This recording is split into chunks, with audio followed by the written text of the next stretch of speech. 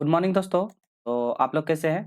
तो आप लोगों के लिए फिर से इम्पोर्टेंट टॉपिक लेके आ गए हैं जो आपका झारखंड उत्पाद सिपाही का एग्जाम के लिए बहुत उपयोगी रहेगा। जिसमें से हम लोग एक्साइज पुलिस का जो पेपर थर्ड में जीएस का जो पेपर आता है जनरल नॉलेज या जीके का जो क्वेश्चन पड़ता है उसमें से आप लोगों का 40 क्वेश्चन आएगा। तो उसके लिए एमपीडी को मतलब मोस्ट इंपॉर्टेंट क्वेश्चन लेके आए हैं जिसमें से आज का प्रैक्टिस करेंगे 25।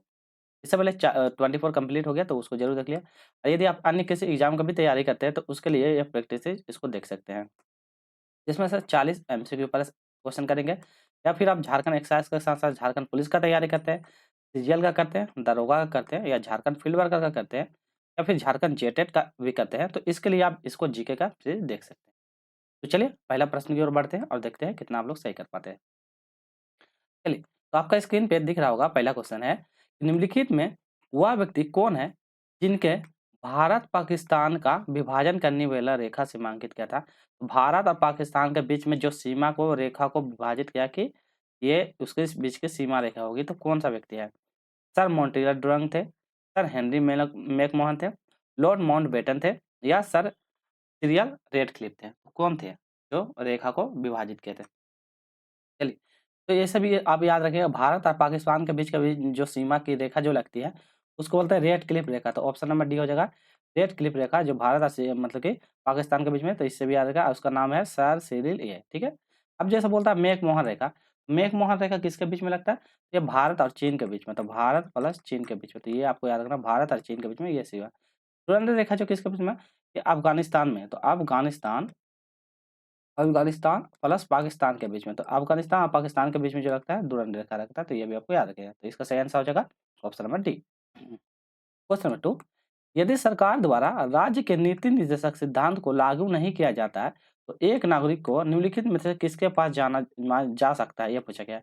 तो नीति निर्देशक तथ्य से पूछा गया है, उच्च न्यायालय के पास, उच्चतम न्यायालय या राष्ट्र के मानव अधिकार के पास, इनमें से कोई नहीं। तो बताइए किसके पास जा सकता है? चलिए, तो इसका सही जवाब होगा ऑप्शन नंबर डी। इसमें से कोई भी ऑप्शन इसका मैच नहीं करता है, तो इसका ऑप्शन नंबर डी हो जाएगा, ठीक है? जैसे कि राज्य के नीति निर्देशक तत्वों का सिद्धांत के बारे में बोला, तो ये जो है भाग आपका 4 में संबंधित है और ये कहाँ से लिया गया है? तो नीति निर्देशक आयरलैंड से लिया गया था, आयरलैंड से, तो ये भी आपको याद रखना था, आयरलैंड से लिया गया है, ठीक है? इसमें से बहुत इंपॉर्टेंट है, ये भी आपको याद रखना है। चलिए, नेक्स्ट क्वेश्चन करते हैं। क्वेश्चन बेटा, निम्नलिखित में से किस क्षेत्र में मध्य रात्रि में सूर्य देखा जाता है? बताना मध्य रात्रि के समय सूर्य देखा जा सकता है। उष्णकटिबंधीय वाले क्षेत्र में, उष्णशीतोष्ण वाले क्षेत्र में, अटलांटिक और अंटार्कटिक वाले क्षेत्र में या सूर्य ग्रहण के समय? बताइए क्या होगा इसका सही जवाब? चलिए, तो सही जवाब हो जाएगा आर्कटिक और अंटार्कटिक वाले से, तो ऑप्शन नंबर सी इसका सही जवाब। और ये सारा क्वेश्चन इंपॉर्टेंट है जो प्रीवियस बेस पे ही आपको टॉपिक तैयार किए हैं। यदि कोई देश उपभोक्ता वस्तुओं को छोड़कर और कोई वस्तु का उत्पादन नहीं करता, जैसे कि मान लो कोई देश है, यदि उपभोक्ता वस्तु को छोड़कर कोई अन्य देश मतलब कुछ का उत्पादन नहीं करता है, तो क्या हो सकता है? उसका रहन-सहन मतलब दर्जा ऊँचा हो जाएगा, ज़्यादा नहीं होगा, उनका ही मात्रा माल मतलब कम हो जाएगा, या शीघ्र ही गरीब बन जाएगा यदि उसका विदेशी व्यापार नहीं हो पाएगा, या धीरे-धीरे धनी बन जाएगा यदि उसका विदेशी व्यापार नहीं होगा।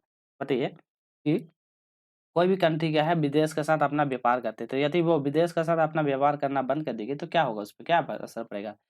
तो क्या होगा? विदेश के साथ यदि वो व्यापार नहीं करेगा तो क्या करेगा? वो देश शीघ्र ही क्या है गरीब बन जाएगा, तो ये इम्पोर्टेंट रखिएगा, ध्यान में रखिएगा। क्वेश्चन नंबर 5, इसमें पूछेगा एतमाली दौरा मतलब कि मकबरा आगरा में किसने बनवाया था? तो एतमाली दौरा का मकबरा किसने बनवाया? अकबर के द्वारा, जहांगीर के द्वारा, नूरजहाँ के द्वारा या जहांगीर के द्वारा, शाहजहाँ के द्वारा? बताइए, किसके द्वारा बनाया गया था? तो ये याद रखिएगा आपका नूरजहाँ के द्वारा बनाया गया था। ये नूरजहाँ के उनकी बेटी थी, तिरमान दौरा के नेट जिसमें से सोने के, हीरक के और ये इसके ऊपर में बहुत सारा ये चढ़ा के इसको बनाया गया था, तो ये आपको याद रखना है।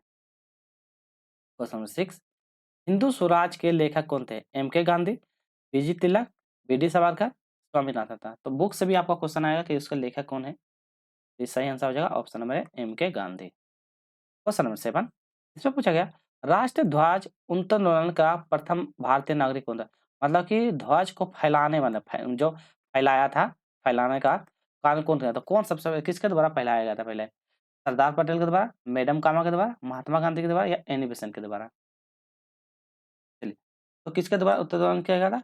मैडम कामा, तो ऑप्शन नंबर बी हो जाएगा मैडम कामा। तो आपको महात्मा गांधी के बारे में पता है, बहुत सारा मतलब आंदोलन किया। एनी बेसेंट जो क्या थे? एक महिला थे जो उसको मतलब कि जो कांग्रेस के अध्यक्ष में योगदान दी थी, तो बहुत इंपॉर्टेंट है, उसके द्वारा भी याद रखिएगा। क्वेश्चन नंबर 8, उपज की मात्रा के तुलना में किस फसल अंतर्राष्ट्रीय व्यापार कम होता है? तो बताना अंतर्राष्ट्रीय व्यापार सबसे कम होता है कौन सी फसल का? चावल का, कॉफी का, रबड़ का, गेहूँ का। तो मतलब अंतर्राष्ट्रीय मतलब अन्य देशों में सबसे ज़्यादा मतलब कि किसका कम किया जाता है? तो सही आंसर हो जाएगा ऑप्शन में है चावल का। क्यों? क्योंकि चावल लगभग हर देश में ही उगाया जाता है इसीलिए। कॉफी ये सब जो है इतना आपका व्यापारिक फसल है, तो ये भी याद रखना, व्यापारिक फसल। चावल कब का है? ये आपका क्या है? गर्मी का फसल में, तो ये खरीफ फसल हो जाएगा। तो खरीफ फसल के अंतर्गत में आता है चावल, तो ये आपको याद रखना होगा, ठीक है? चलिए, जैसे कि आपका गेहूँ हो गया, तो ये सब जो होता है ये रबी फसल के अंतर्गत में आता है, ये भी रबी फसल में जैसे ठंडी में, जैसे कि मटर हो गया, चना हो गया, ये सब जो फसलें आते हैं ठंडी के समय में उगाया जाता है, तो ये भी आपको याद रखना होगा, जो ठंडी के समय में उगाते हैं, ठीक है? और इसको काटने का टाइम क्या होता है? अक्टूबर से नवंबर में बोते हैं और इसको मार्च से अप्रैल में जाकर काट लेते हैं। तो अक्टूबर से लेके नवंबर के बीच में इसको बोते हैं और मार्च मार्च के और लेके अप्रैल के बीच में इसको जाकर क्या कहते हैं? काट लेते हैं, तो ये भी आपको याद रखना है। इसको यदि बोलेगा खरीफ फसल को बोने का समय कब होता है? तो खरीफ समय जो आपका मतलब क्या होता है? गर्मी के समय, तो गर्मी के समय का जो मार्च अप्रैल वाला समय रहता है, इसके समय में बोते हैं और सितंबर अक्टूबर आते-आते अक्टूबर से नवंबर आता है, मतलब इसको मार्च अप्रैल के बीच में बोएँगे और इसका अक्टूबर से नवंबर के आते के बीच में इसको क्या कहते हैं? नवंबर दिसंबर के बीच में इसको हम काट लेते हैं। चलिए, नेक्स्ट है, निम्नलिखित में से किसके शासनकाल के दौरान भारत में ₹1 का सिक्का मतलब प्रस्तावित किया चलाया गया था? बाबर के द्वारा, शेरशाह सूरी के द्वारा, अकबर के द्वारा या औरंगजेब के द्वारा? बताइए, किसके शासनकाल में? तो आपको याद रखिएगा शेरशाह सूरी, तो शेरशाह सूरी के समय में क्या कहते हैं ₹1 के सिक्के का ये दौर था, ये इसको चलाया गया था। क्वेश्चन नंबर 11, उस राज्य पुनर्गठन आयोग का अध्ययन कौन मतलब अध्यक्ष कौन था जिसने भाषा के आधार पर क्या किया राज्यों को मतलब बँटवारा करने का काम किया था? फजल अली ऐब था, सरदार एम.के. पन्नी था, एम.एच. कुजूर था या एम.एस. मतलब कि एम.सी. महाजन थे? तो क्या होगा सही जवाब? चलिए, तो सही जवाब हो जाएगा फजल अली ऐब, तो इसका याद रखिएगा ऑप्शन में फजल अली ऐब। क्वेश्चन नंबर 12, इसमें पूछा गया मुगल शासक की दरबारी अदालत मुगल के द्वारा में जो दरबार में जो अदालत होती थी वह कौन-सी भाषा में की जाती थी? ये पूछा गया था। कौन-सी भाषा में उसकी अदालत की जाती है? अरबी, उर्दू, फारसी या हिंदुस्तानी? कौन-सी भाषा में वो लोग करते थे? तो सही आंसर हो जाएगा फारसी। याद रखिए वो लोग जो अपना अदालत करते थे वो लोग कौन-सी? फारसी भाषा में ये सारा एक्टिविटी करते थे। चलिए, नेक्स्ट क्वेश्चन, क्वेश्चन नंबर 13, इसमें पूछा गया है भारत के पहले केंद्रीय विधानमंडल के अध्यक्ष कौन थे? सत्येंद्र सिन्हा, जीवी मालका, बिरला या डॉक्टर राजेंद्र प्रसाद? तो बताइए कौन थे? चलिए, हम लोग सही आंसर क्यों बढ़ेंगे? तो ये किसके द्वारा मतलब क्या? तो जीवी मावलकर जी, तो ऑप्शन में भी होगा जीवी मावलकर जी के द्वारा प्रथम अध्यक्ष थे। नेक्स्ट क्वेश्चन है, इंद्रधनुष क्रांति रेनबो रिवॉल्यूशन का संबंध किससे है? हरित क्रांति से, श्वेत क्रांति से, नीली क्रांति से, ऑप्शन बी इनमें से किसी ने? बताइए। चलिए, तो हम लोग सही जवाब की ओर बढ़ेंगे। तो इसका सही जवाब इंद्रधनुष क्रांति लगभग सबका होगा। ऑप्शन नंबर डी सभी के सही देंगे। हरित क्रांति के बोलेगा जनक तो एम एस स्वामीनाथन, तो बताइए एम एस स्वामीनाथन। स्वामीनाथन, तो याद रखना एम एस स्वामीनाथन के द्वारा। अब बोलेगा ये विदेश में तो नॉर्मन बोरलॉग, तो नॉर्मन बोरलॉग याद रखना, बोरलॉग। तो विदेश के लिए बोलेगा तो नॉर्मन बोरलॉग, अब भारत में बोलेगा तो एम एस स्वामीनाथन। श्वेत क्रांति के लिए बोलेगा तो वर्गीस कुरियन, तो वर्गीस कुरियन। तो श्वेत क्रांति जन वर्गीस श्वेत क्रांति किससे संबंधित है? ये दूध से संबंधित है, ये आपका ना दूध से संबंधित श्वेत क्रांति। हंस क्रांति जो गेहूँ, चावल ये सब जो होता है उसमें ज़्यादा योगदान दिया था। नीली क्रांति किससे संबंधित है? ये आपका मछली। तो मछली उत्पादन जो होता है नीली क्रांति से संबंधित है, तो ये आपको याद रखना होगा। ये सब क्वेश्चन आपको एक्स्ट्रा पहले बता चुके हैं, तो उसको भी ये लोग याद रखिएगा। चलिए, भारत में योजना अवकाश की अवधि, तो योजना जो आयोग था उसका अवकाश की अवधि कौन सी थी? 1962 के 65 के बीच में, 1966 से 69 के बीच में, 1969 से 72 के बीच में या 1972 के 75 के बीच में? तो योजना अवकाश कब आया था? चलिए, तो इसका सही आंसर हो जाएगा ऑप्शन नंबर बी 1966-69 के बीच में मतलब योजना अवकाश लगा था, तो 3 साल के लिए। नेक्स्ट क्वेश्चन करते हैं, राजकोष से घाटा मतलब फिस्कल इफेक्ट क्या है? कुल व्यय कुल प्राप्ति होती है, राजस्व व्यय प्राप्ति या प्राप्त राज्य मतलब कि रिजर्व बैंक का, पूंजीगत व्यय या पूंजीगत प्राप्ति, बजट घाटा का योग या सरकार के ब्याज का ऋण तथा दायित्व? क्या होगा इसका सही? तो राजकोष से घाटा हम किसको कहते हैं? चलिए, हम लोग इसका सही आंसर क्यों बढ़ेंगे, तो इसका सही आंसर 1 मिनट, तो सही आंसर हो जाएगा ऑप्शन नंबर डी। क्या हो जाएगा? बजटीय घाटा का योग और सरकार के बाजार का ऋण तथा दायित्व, तो ऑप्शन नंबर डी इसका सही जवाब हो जाएगा। क्वेश्चन नंबर 17, सीमा सुरक्षा बल बीएसएफ की स्थापना कब किया गया था? ये अपना तो इसको बोलता है बॉर्डर सिक्योरिटी फोर्स। 1965, 1970, 1910, 1950, तो कब किया गया था? चलिए, बीएसएफ इसका ऑप्शन में ये हो जाएगा 1965। तो सही आंसर हो जाएगा ऑप्शन नंबर ए। भील जाति कहाँ पाई जाती है? असम में, पश्चिम बंगाल में, झारखंड में या महाराष्ट्र में? भील जाति कहाँ पाई जाती है? क्या हो जल्दी बताइए। इसका सही होगा महाराष्ट्र में। तो सही हो जाएगा भील जाति महाराष्ट्र में। ठीक है, तो ये भी आपको याद रखना है।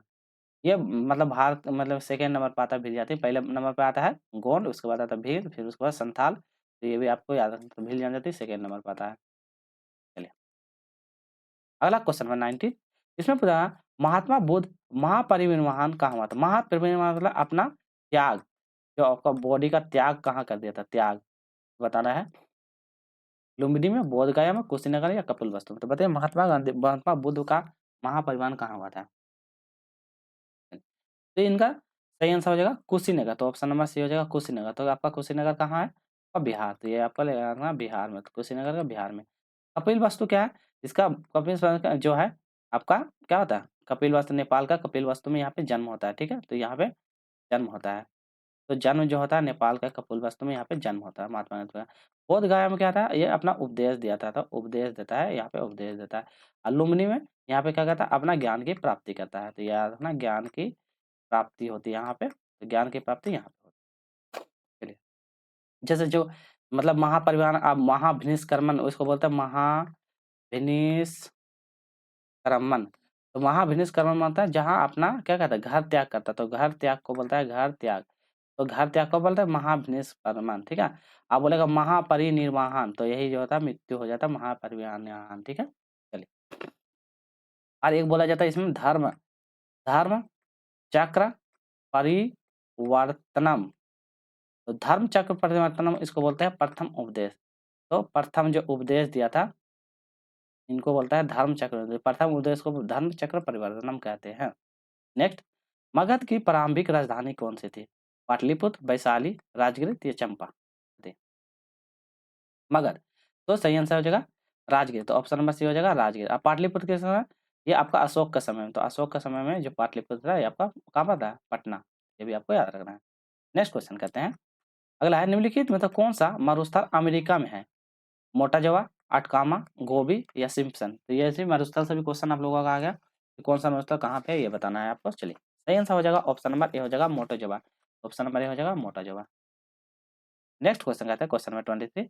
इसमें पूछा गया पहला इंटरनेशनल फुटबॉल एसोसिएशन फीफा कब आयोजित किया हुआ था? 1930, 1932, 1934, 1936?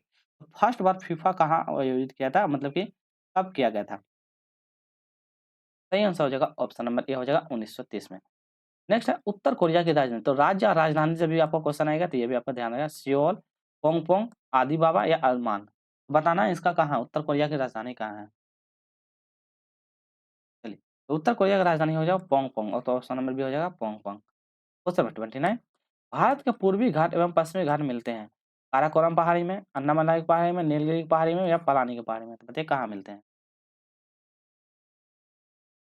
चलिए तो इसका सही है ऑप्शन नंबर सी हो जाएगा नीलगिरी की पहाड़ी। तो नीलगिरी की पहाड़ी में भारत के पूर्वी घाट और पश्चिमी घाट मिलते हैं।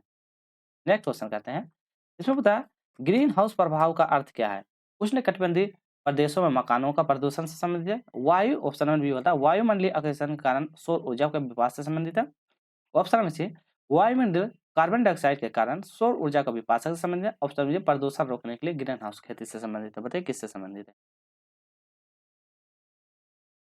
तो हम लोग सही जवाब की ओर बढ़ेंगे। तो इसका सही जवाब हो जाएगा क्या हो जाएगा? वायुमंडल ऑक्सीजन के कारण विपासक। तो ऑप्शन नंबर इसका विपासना नहीं, ऑप्शन नंबर सी होता है कार्बन डाइऑक्साइड। तो सही आंसर हो जाएगा कार्बन डाइऑक्साइड। तो कार्बन डाइऑक्साइड के कारण सौर ऊर्जा का विपासक से संबंधित है। Question number 31। निम्नलिखित में से वह व्यक्ति कौन है जिन्हें भारत का राष्ट्रपति बनने के लिए पहले भारत रत्न अवार्ड मिल गया था? मतलब राष्ट्रपति बनने से पहले ही उसको अवार्ड मिला था। Zakir Hussain, doctor Rajendra Prasad, S Swaminathan, option number B Giri. तो कौन थे बताइए, कौन से राष्ट्रपति थे? चलिए तो सही आंसर हो जाएगा डॉक्टर एस मतलब कि राधा कृष्णन। तो एस स्वामी राधा कृष्णन के को मिल गया था पहले ही। इसी के याद में क्या है हर 5 सितंबर, तो 5 सितंबर क्या था शिक्षक दिवस मनाया जाता है। आपको याद रखना है शिक्षक दिवस हर 5 सितंबर को मनाया जाता है। भारत का सब बड़ा जनजातीय समुदाय। तो भारत में सबसे बड़ा जनजातीय समुदाय कौन है? भील, गोंड, संताल या थारू? बताइए कौन सी जनजाति है? भारत में सबसे बड़ी जनजाति बोलेगी तो आपको बताना गोंड जनजाति। तो ये क्या था फर्स्ट नंबर पे आती है। तो फर्स्ट नंबर पे भील जनजाति आपका सेकंड नंबर पे आती है, सेकंड नंबर पे। संथाल जनजाति आपका थर्ड नंबर पे आती है, तो संथाल जनजाति आपका थर्ड नंबर पे, सेकंड नंबर पे। उसके बाद फिर ऐसे ही यदि यही आपका झारखंड में बोल देगा, ठीक है? तो झारखंड में फर्स्ट नंबर पे कौन आता है? झारखंड में आपका आता है संथाल। सेकंड में कौन आता है? आपका आता है उरांव, ठीक है? थर्ड में कौन आता है? आपका आता है मुंडा, ठीक है? और फोर्थ में कौन आता है? आपका आता है हो। तो ये 4 जनजाति आपका झारखंड में। तो झारखंड का सीक्वेंस भी याद रखना है, भारत का भी याद रखना है। किस प्रकार के उत्पादन के लिए सीएससीपी न्यूनतम समर्थक कीमत सिफारिश किया जाता है? औद्योगिक उत्पादन के लिए, कृषि उत्पादन के लिए, भोज्य उत्पादन के लिए, इनमें से कोई नहीं। तो बताइए किस उत्पादन के लिए सीएसपी न्यूनतम समर्थन कीमत का सिफारिश किया जाता है? चलिए, तो आपका सही हो जाएगा कृषि के। तो कृषि उत्पादन का एमएसपी ये इसको लिए क्या होता है? सरकार के द्वारा यदि किसी का बाढ़ से या पानी वगैरह से या किसी सूखा से उसका उपज नहीं हो पाता तो क्या कहता है? सरकार के द्वारा न्यूनतम समर्थन मूल्य निर्धारित किया जाता है ताकि उसमें किसान को भी नुकसान ना हो और सरकार को भी नुकसान हो, दोनों का बराबर इक्वल चलता रहे। तो इसीलिए उसको कृषि के लिए संबंधित है। नागरिकता प्राप्त करने के लिए शर्त निर्धारित करने वाला सक्षम निकाय कौन-सा है? चुनाव आयोग, राष्ट्रपति, संसद या संसद और विधानसभाएँ दोनों? बताइए क्या होगा इसका सही जवाब? चलिए, तो हम लोग सही जवाब की ओर बढ़ेंगे तो इसका सही जवाब हो जाएगा सांसद। तो ऑप्शन नंबर सी हो जाएगा सांसद। क्वेश्चन नंबर 35 भारतीय संविधान नागरिक के लिए आर्थिक न्याय किसके माध्यम से सुनिश्चित किया जाता है? मौलिक अधिकार, मौलिक कर्तव्य, प्रस्तावना या राज्य के नीति निर्देशक सिद्धांत? बताइए किसके द्वारा? तो भारतीय संविधान का नागरिक के लिए आर्थिक न्याय किसके माध्यम से सुनिश्चित किया जाता है? तो आर्थिक न्याय किसके द्वारा? ये आपका राज्य के नीति निर्देशक तत्व सिद्धांत से द्वारा। फिर से इसको बताते हैं नीति निर्देशक तत्व कहाँ से लिया गया था? भाग इसका 4 में ज़िक्र किया है। कितना से कितना? तो आपको बताना है 36 से लेके आर्टिकल 51 तो 36 से लेके 51 के बीच में इसका डिस्कस किया और ये कहाँ से लिया गया था? ये आपका आयरलैंड। तो आयरलैंड तो आयरलैंड से आपका राज्य का नीति निर्देशक तत्व लिया गया था। इसमें आता है मौलिक अधिकार। मौलिक अधिकार जो आपका अमेरिका से लिया गया था। तो अमेरिका से लिया अब भाग कितना? भाग 3 में इसका वर्णन किया है। भाग 3 कितना? 12 से लेके 35 के बीच में ज़िक्र किया है। तो 12 से लेकर 35 के बीच में भाग 3 है। मौलिक अधिकार इसको बोलते हैं फंडामेंटल ड्यूटीज़। तो कर्तव्य, कर्तव्य कहाँ से लिया गया था? आपको बोलिएगा सोवियत संघ। तो ये बताना है सोवियत संघ। तो सोवियत संघ, तो सोवियत संघ से मौलिक कर्तव्य लिया गया था। इसका बोलेगा कौन-सा? तो आपको बताना 51 आर्टिकल 51 के ए में इसका ज़िक्र है। तो मतलब मौलिक कर्तव्य 51 का ए में ज़िक्र किया गया है। और बोला कौन-सा संविधान संशोधन? तो आपको उसको बताना है किसका 42वां संविधान। तो बताना है 42वां संविधान संशोधन। तो 42वां संविधान संशोधन द्वारा, ठीक है? प्रस्तावना का जब ज़िक्र करेगा, प्रस्तावना कहाँ से लिया गया था? प्रस्तावना आपका अमेरिका से लिया गया था। अमेरिका, तो अमेरिका से प्रस्तावना का ज़िक्र लिया गया तो ये भी याद रखना है। तो नीति देश होता है आयरलैंड से। भाग बोलेगा तो चौथा नंबर भाग आपको बता दे रहे हैं अच्छे से ताकि इसको याद रखें एग्जाम में। भाग बोलेगा चौथा भाग, आर्टिकल बोलेगा तो 36 से 51 आयरलैंड से लिया गया था, ठीक है? मौलिक अधिकार आपका अमेरिका से, भाग बोलेगा तो थर्ड, थर्ड भाग में है कितना 12 से लेकर 35 तक में। मौलिक कर्तव्य आपका सोवियत संघ से लिया गया था, भाग इसमें बोलेगा तो आपका 51 का ए में, तो एक आर्टिकल का 51 का ए में आपको ना 42वां संविधान संशोधन के द्वारा, इसको लघु संविधान संशोधन के भी नाम से जाना जाता है। मिनी संविधान संशोधन, 42वां संविधान संशोधन को भी माना जाता है।